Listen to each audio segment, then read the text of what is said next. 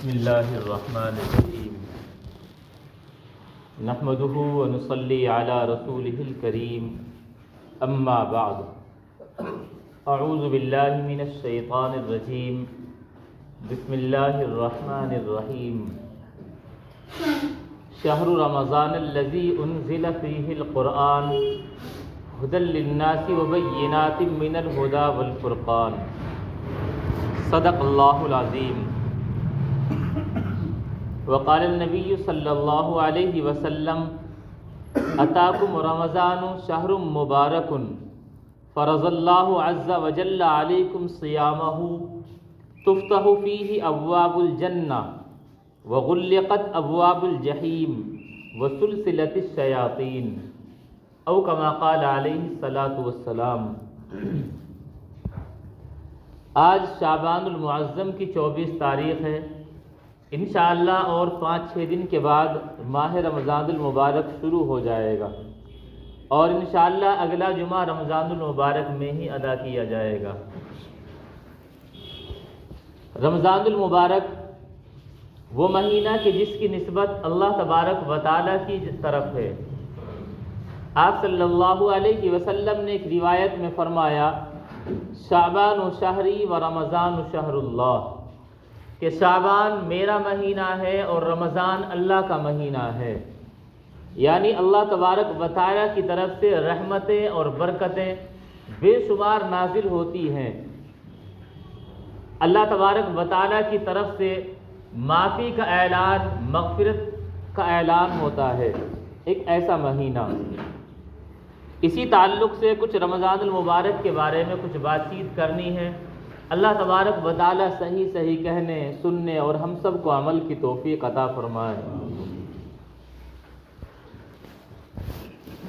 اللہ تبارک و تعالیٰ نے ماہ رمضان المبارک کا تعارف اور اس کی پہچان قرآن کریم کے اندر فرمائی۔ اس سے پہلے یہ سمجھنا چاہیے کہ ایک فضیلت ہے ماہ رمضان المبارک اس پورے مہینے کی، پھر اس مہینے میں کئی عبادتیں پائی جاتی ہیں، جیسے روزے کی عبادت ہے، تراویح کی عبادت ہے، یا رات کو آدمی اور خاص طور پر عبادتیں کرے، یا سحری اور افطار کا معاملہ ہے۔ ان تمام کی فضیلتیں الگ ہیں اور پورے مہینے کی فضیلت یہ الگ ہے۔ پورے مہینے کی فضیلت کے تعلق سے کچھ باتیں ذکر کی جائیں گی۔ اللہ تعالیٰ نے اس مہینے کا تعارف اس طریقے پر فرمایا، قرآن کریم کے اندر ہے شہر رمضان الذی انزل فیہ القرآن، کہ رمضان کا مہینہ وہ مہینہ ہے کہ جس میں قرآن کریم نازل ہوا۔ اس کا مطلب یہ ہے ہمیں رمضان المبارک کا تعارف جاننے سے پہلے قرآن کریم کی عظمت اور اہمیت کا علم ہونا ضروری ہے۔ مختصراً یہ وقت تو نہیں کہ قرآن کریم کی عظمت بیان کی جائے، مختصراً اتنا عرض ہے کہ قرآن کریم یہ اللہ تبارک و تعالیٰ کی صفت ہے، عام مخلوقوں کی طرح مخلوق نہیں، کیونکہ عام مخلوق کو ختم ہو جانا ہے اور قرآن کریم اللہ کی صفت ہونے کی وجہ سے یہ کبھی ختم اور فنا نہیں ہوگا۔ اب دیکھیے جو اللہ تبارک و تعالیٰ کی صفت ہو، جب اللہ تعالیٰ کی ذات اتنی عالی شان ہے تو صفت بھی عالی شان ہے، اس صفت کا جواب نہیں۔ اس دنیا کی تمام چیزیں فنا ہوں گی، کل من علیہا فان، جتنی روئے زمین پر چیزیں ہیں، چرند پرند پہاڑ درخت، تمام کی تمام مخلوق، حیوان، جاندار، نباتات، یہ تمام کی تمام فنا ہوں گی، اللہ کی ذات باقی رہے گی۔ اللہ کی ذات باقی رہے گی تو اللہ کی صفت قرآن کریم یہ بھی باقی رہے گا، یہ ختم نہیں ہوگا۔ جو ایسا بڑا کلام ہے، اب اللہ تعالیٰ نے اس مہینے کا تعارف قرآن کریم سے دیا کہ اگر قرآن کریم کی عظمت اور بڑائی کا علم ہو تو اتنا سمجھ لینا کافی ہے کہ رمضان المبارک یہ اللہ تعالیٰ کا مہینہ ہے۔ یہ تو آپ صلی اللہ علیہ وسلم کا فرمان اور قرآن میں یہ ہے کہ رمضان المبارک وہ مہینہ ہے جس میں وہی عظمتوں والا قرآن اسی میں نازل ہوا۔ یہ بھی سمجھنا ضروری ہے قرآن کریم کے 2 نزول ہیں، 2 مرتبہ نازل ہوا۔ ایک مرتبہ لوح محفوظ سے آسمان دنیا پر نازل ہوا اور اس کے بعد لوح آسمان دنیا سے اس دنیا میں نازل ہوا آپ صلی اللہ علیہ وسلم کے قلب مبارک پر۔ آپ صلی اللہ علیہ وسلم کے قلب مبارک پر جو قرآن کریم نازل ہوا وہ 23 سال کی مدت میں نازل ہوا۔ پہلی وہی اقرأ بسم ربک الذی سے شروع ہوئی اور آخر میں الیوم اکملت لکم دینکم، یہاں تک یہ پورا 23 سالہ مدت میں پورا قرآن کریم نازل ہوا۔ یہ لیکن جس کا ذکر ہے کہ قرآن کریم اسی مہینے میں نازل ہوا وہ لوح محفوظ سے آسمان دنیا پر ہے، اور وہ اس مہینے کی ایک خاص رات شب قدر میں نازل ہوا۔ تو گویا کہ اس کا تعارف ہوا کہ رمضان میں قرآن کریم نازل ہوا، ان دونوں کا جوڑ ہے۔ اسی جوڑ کی بنا پر اس کا اثر آج تک یہ بھی موجود ہے کہ الحمدللہ مسلمان عام دنوں میں اگرچہ اپنی غفلت اور کوتاہی کی وجہ سے قرآن کریم کم پڑھتے ہیں، یہ بہت سے نہیں بھی پڑھ پاتے، لیکن رمضان المبارک کی برکت سے قرآن کریم کی تلاوت کا بہت اچھا اہتمام کیا جاتا ہے۔ یہ اسی جوڑ اور اسی تعلق یا اسی تعارف کا اثر ہے کہ رمضان المبارک میں قرآن کریم کی تلاوت کا اہتمام کیا جاتا ہے۔ یہ اللہ تبارک و تعالیٰ نے اس مہینے کا تعارف اس طریقے پر فرمایا۔ آپ صلی اللہ علیہ وسلم کی ایک حدیث شریف ہے، آپ صلی اللہ علیہ وسلم جب جو رمضان المبارک قریب آتا تو آپ عبادتوں کا اہتمام زیادہ کرتے تھے۔ شعبان المعظم میں جو زیادہ روزے رکھنے کی بات ہے وہ یہی ہے کہ آپ اپنے آپ کو رمضان المبارک کے لیے تیار کیا کرتے تھے، زیادہ روزے رکھا کرتے تھے۔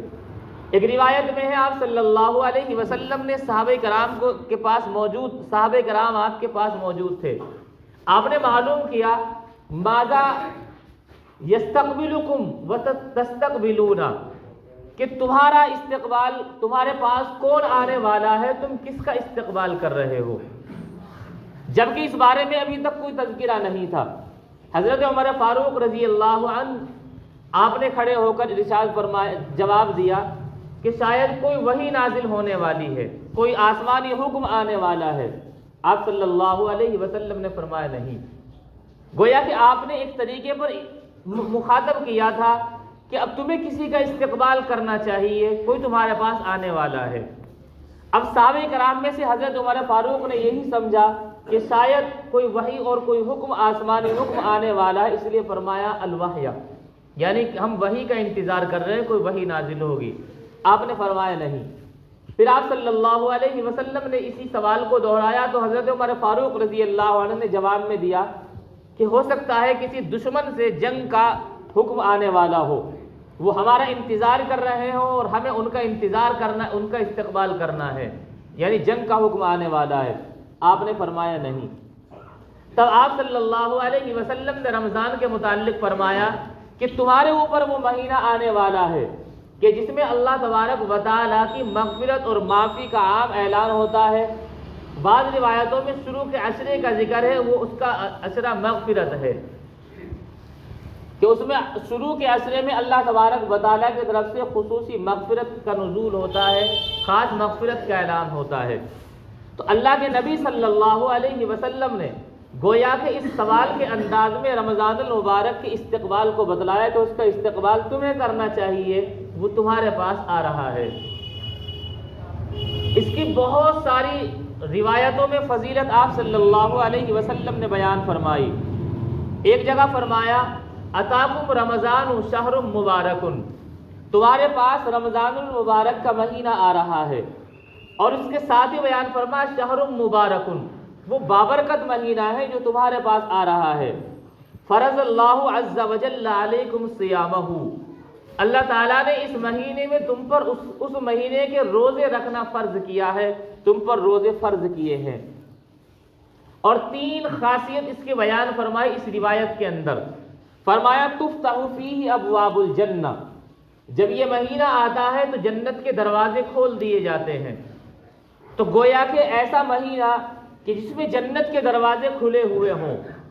بعض روایتوں میں یہ بھی ہے کہ اللہ تبارک و تعالی جنت کو پورے سال آراستہ کرتے ہیں، پورے سال سنوارا جاتا ہے صرف رمضان کے استقبال کے لیے۔ اور جب رمضان المبارک کا مہینہ آتا ہے تو اللہ تبارک و تعالی جنت کو مخاطب کر کے فرماتے ہیں، اے جنت میرے کچھ بندے، میرے نیک بندے ان قریب دنیا کی مصیبتوں اور پریشانیوں سے چھٹکارا پا کر تیرے پاس آنے والے ہیں۔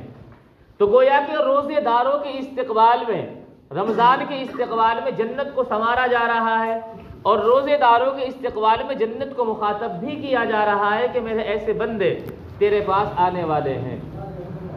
تو پہلی فضیلت بیان فرمائی اس مہینے کی خاصیت کہ اس میں جنت کے دروازے کھول دیے جاتے ہیں۔ دوسری خاصیت ارشاد فرمائی وغلقت ابواب الجحیم، اس مہینے میں جہنم کے دروازے بند کر دیے جاتے ہیں۔ انہی روایتوں کو سامنے رکھتے ہوئے بعض علماء نے لکھا ہے کہ اگر رمضان المبارک میں یا روزے کی حالت میں کسی کا انتقال ہو جائے جبکہ وہ عقیدہ ایمان اس کا صحیح ہو تو وہ جنت میں جائے گا، کیونکہ روایتیں بتلا رہی ہیں کہ جنت کے دروازے کھلے ہوئے ہیں اور جہنم کے دروازے بند ہیں۔ جس چیز کے دروازے کھلے ہوئے ہیں اللہ تبارک و تعالی وہی کے راہ اسے دکھائیں گے اور جنت کا فیصلہ ہو جائے گا۔ ایسا مہینہ ہے۔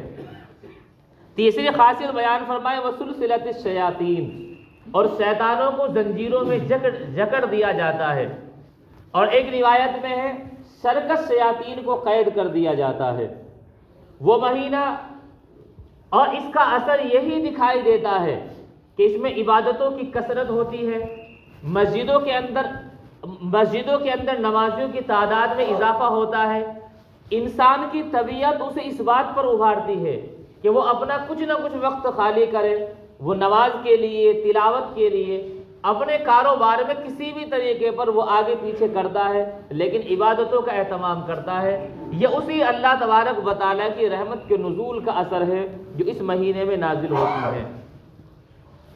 اللہ تبارک و تعالیٰ کی رحمتیں یقیناً یہ تو نہیں کہا جا سکتا کہ ہر جگہ آنکھوں سے ہی نظر آتی ہیں، لیکن ایمان والوں کو اس کا احساس ہوتا ہے کہ وہ رحمت اتر رہی ہے، وہ برکتیں اتر رہی ہیں۔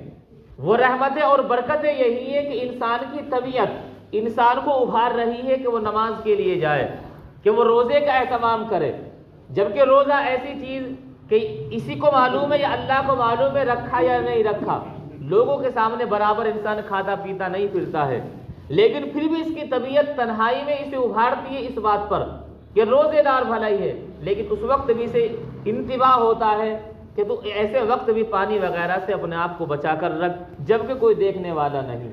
یہ اسی رحمت کا اثر ہے کہ تنہائی میں بھی اللہ تبارک و تعالیٰ کا اتنا خوف انسان کو ہوتا ہے۔ یہ فضیلتیں اس ماہ رمضان المبارک میں حاصل ہوتی ہیں۔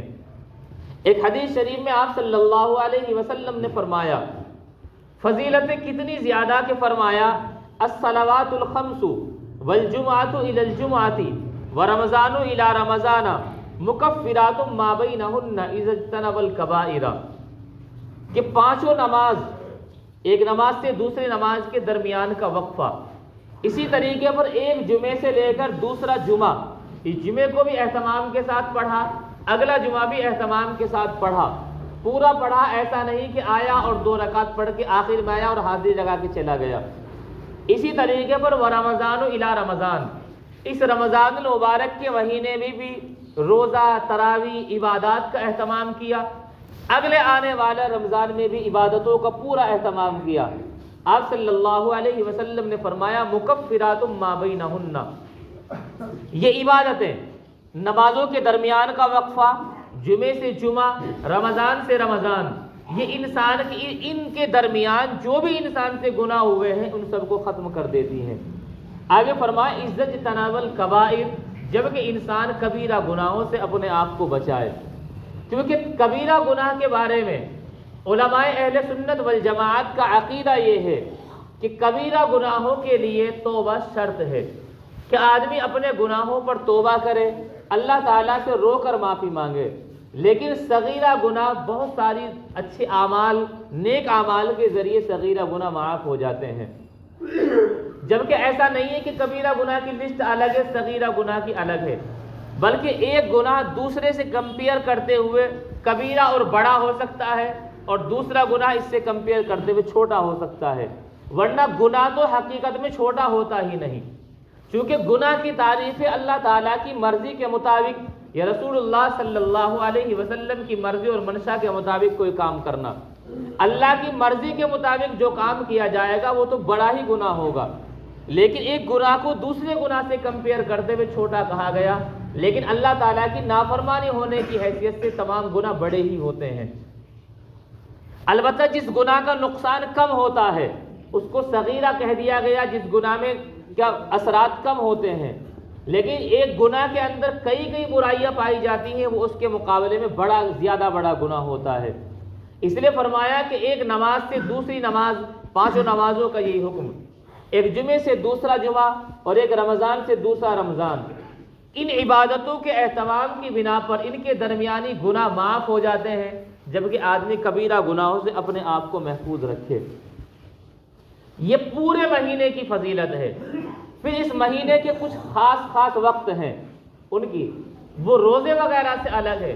مثال کے طور پر اللہ کے نبی صلی اللہ علیہ وسلم نے سحری کے متعلق فرمایا، تسحروا فإن فی السحور برکہ، کہ تم سحری ضرور کھاؤ کیونکہ سحری کے اندر برکت ہے۔ علماء نے لکھا ہے کہ اگر آدمی چاہے بغیر سحری کے روزہ رکھنا رکھ سکتا ہے، اس کا روزہ ہو جائے گا، لیکن وہ سحری کی برکت سے محروم رہے گا۔ اس لیے چاہے وہ پانی کا ایک گھونٹ ہی پی لے اگر من نہیں کر رہا ہے، ایک کھجور ہی کھا لے، لیکن برکت کی نیت سے سحری ضرور کرنی چاہیے۔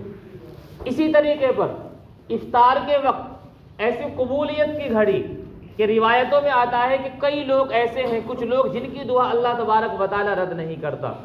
ایک روزے دار کی دعا افطار کے وقت رد نہیں ہوتی۔ وہ ایک خاص گھڑی وہ اسی رمضان المبارک کے مہینے میں حاصل ہوتی ہے۔ پھر اسی مہینے کے اندر شب قدر بھی آتی ہے، وہ بھی اسی مہینے کی خاصیت۔ تو اس مہینے کے رات دن صبح و شام اللہ تبارک و تعالیٰ نے اتنی برکت والے رکھے ہیں، لیکن اگر کوئی اس کا اہتمام یا احترام نہ کرے اور اس مہینے کو ایسی غفلت اور لاپرواہی میں گزار دے، تو جہاں اس میں عبادتوں کا اہتمام زیادہ، وہیں اس کی اگر بے ادبی ہو، احترام نہ ہو، اس کا گناہ بھی اور زیادہ بڑھ جاتا ہے۔ اس لیے اس مہینے کا احترام بھی ضروری، اس میں عبادتوں کا اہتمام بھی ضروری۔ جن چیزوں کا حکم ہے ان سب کو بڑے اہتمام کے ساتھ ادا کرنا ضروری، اور اگر بے احترامی ہو تو پھر ایسی ہی وعید اس کے بے احترامی کے متعلق آئی۔ مشہور روایت ہے کہ اللہ کے نبی صلی اللہ علیہ وسلم مسجد میں تشریف لائے، آپ نے ممبر پر، جو ممبر ہوتا ہے اس کی سیڑھیاں ہوتی ہیں، جب پہلی سیڑھی پر قدم رکھا تو آپ صلی اللہ علیہ وسلم کی زبان مبارک سے آواز ہے آمین۔ پھر دوسری سیڑھی پر قدم رکھا تو آپ نے فرمایا آمین، تیسری سیڑھی پر قدم رکھا تو فرمایا آمین۔ اس کے صحابہ کرام کو صرف یہی آواز آئی، یہی دکھائی دیا، اس کے علاوہ نہ کچھ دیکھا نہ سنا۔ اب آپ نے خطبہ دیا، خطبہ دے کر آپ ممبر سے تشریف لے کر آئے، ممبر سے اتر گئے۔ صحابہ کرام کی عادت تھی، چونکہ وہ اسٹوڈنٹ اور طالب علم تھے، طالب علم کا فرض ہوتا ہے کہ وہ اپنے استاد سے ہر عجیب چیز جو سمجھ میں نہ آئی اس کا سوال کرے۔ صحابہ کرام نے معلوم کیا کہ اللہ کے نبی صلی اللہ علیہ وسلم، آج ہم نے آپ کی جانب سے ایسی چیز دیکھی کہ جس طرح کی چیز آج سے پہلے کبھی نہیں دیکھی۔ وہ یہ تھا کہ جب آپ نے پہلی سیڑھی پر قدم رکھا تو آمین کہا، دوسری سیڑھی پر قدم رکھا تو آمین کہا، تیسری سیڑھی پر قدم رکھا تو آمین کہا۔ کس بنا پر یہ آمین تھا، اس کو پوچھنا چاہ رہے ہیں صحابہ کرام۔ اللہ کے نبی صلی اللہ علیہ وسلم نے اس پورے واقعے کو بتلایا کہ میں نے کیوں کہا، کس بنا پر کہا۔ فرمایا کہ جب میں نے ممبر کی پہلی سیڑھی پر قدم رکھا تو میرے پاس جبریل امین تشریف لائے اور انہوں نے 3 بددعائیں دی تھی، جو تینوں سیڑھیوں پر قدم رکھتے ہوئے میں نے ان پر آمین کہا۔ جب پہلی سیڑھی پر قدم رکھا تو حضرت جبریل امین علیہ السلام نے فرمایا کہ ہلاک ہو وہ شخص جو رمضان المبارک کا مہینہ پائے اور پھر بھی وہ اپنی مغفرت اور اس میں عبادتیں کر کے وہ اپنے آپ کو جنت میں داخل نہ کر سکے، جہنم سے اپنے آپ کو نہ بچا سکے۔ تو میں نے کہا آمین۔ پھر جب دوسری سیڑھی پر قدم رکھا تو جبریل امین نے فرمایا کہ ہلاک و برباد ہو وہ شخص جو اپنی زندگی میں والدین کو یا ان میں سے کسی ایک کو پائے اور ان کی خدمت کر کے اپنے آپ کو جنت میں داخل نہ کر سکے اور جہنم سے اپنے آپ کو نہ بچا سکے۔ تو میں نے کہا آمین۔ جب تیسری سیڑھی پر قدم رکھا تو جبریل امین علیہ السلام نے فرمایا کہ ہلاک ہو وہ شخص جس کے سامنے آپ کا ذکر مبارک ہو، آپ کا تذکرہ ہو اور وہ آپ پر درود شریف نہ پڑھے۔ تو میں نے کہا آمین۔ اس پر اگر غور کیا جائے، اس میں پہلی چیز وہ رمضان المبارک کے متعلق ہی ہے، اور رمضان المبارک میں بھی بد دعا دینے والا وہ فرشتہ جس کی طاقت، جس کی امانت داری، جس کا حکم چلنے والا فرشتوں میں، ان تمام کی گواہی قرآن کریم نے دی۔ ایسا فرشتہ جو تمام فرشتوں میں سب سے زیادہ طاقتور، وہ بد دعا دے، اور اللہ کے نبی صلی اللہ علیہ وسلم یعنی اللہ تبارک و تعالیٰ کی ذات کے بعد اگر کسی کا نمبر ہے وہ رحمت للعالمین سرکار دو عالم صلی اللہ علیہ وسلم، وہ ذات جو سب کو معاف کر دے، دشمنوں کو معاف کر دے، لیکن اس بد دعا پر آمین کہے، تو اس کا مطلب یہ ایسا جرم ہے کہ رمضان المبارک میں اپنی مغفرت نہ کرا پائے، یہ ایسا جرم ہے کہ جس سے اللہ بھی ناراض، اللہ کے فرشتے بھی ناراض، اور رحمت للعالمین صلی اللہ علیہ وسلم بھی ناراض۔ اسی لیے تو بد دعا دی جا رہی ہے۔ بد دعا دینے والے جبریل امین اور آمین کہنے والے آپ صلی اللہ علیہ وسلم، تو اس کی قبولیت میں کوئی شک و شبہ نہیں رہتا۔ اس لیے یہ ہمارے لیے عبرت اور سبق ہے کہ جب رمضان المبارک کا مہینہ آئے تو اس میں کیا کرنا چاہیے، کیا نہ کرنا چاہیے، ان تمام چیزوں کو سمجھنا چاہیے۔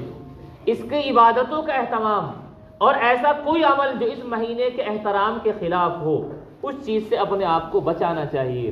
مثال کے طور پر غفلت اور لاپرواہی میں مہینہ گزار دیا، اسی طریقے پر عبادتیں نہیں کی، جیسے عام دنوں میں نمازیں چھوٹنے کا ہمیں احساس نہیں ہوتا حالانکہ وہ فرض ہے، رمضان المبارک میں بھی احساس نہیں ہوتا، تو کوئی احترام اس کا نہیں۔